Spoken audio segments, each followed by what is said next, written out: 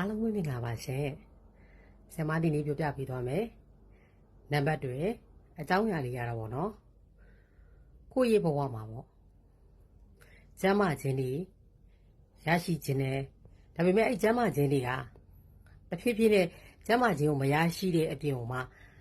ယောဂဝေဒနာကြီးကြီးမားမားတွေဖြစ်ပေါ်လာနိုင်စေတယ်ပေါ့နော်ဒါအပြင်မှာ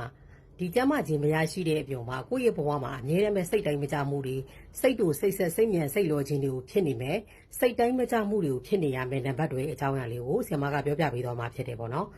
ကိုယ့်ဘဝမှာစိတ်ပိုင်းဆိုင်ရာအေဂျင့်ချင်းတွေပျော်ရွှင်ခြင်းတွေမရှိတဲ့အပြင်မှာအမြဲတမ်းပဲအလိုမကျတဲ့စိတ်တွေနဲ့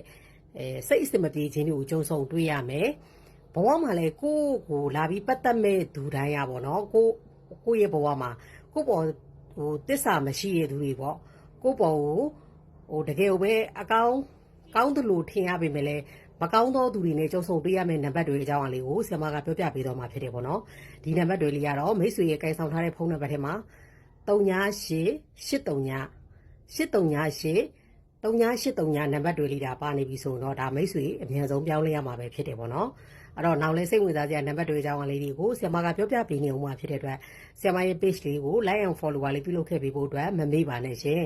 မိတ်ဆွေတို့ကိုင်ဆောင်ထားတဲ့ဖုန်းနံပါတ်အစိုးကောင်းအကြောင်းအရာတွေအကုန်လုံးလည်းဆရာမရဲ့ page မှာပေါ့နော်လာပြီးတော့အခမဲ့လာရောက်မေးမြန်းနိုင်ပါတယ်ရှင်အားလုံးကျေးဇူးထူးတင်ရှိပါတယ်နော်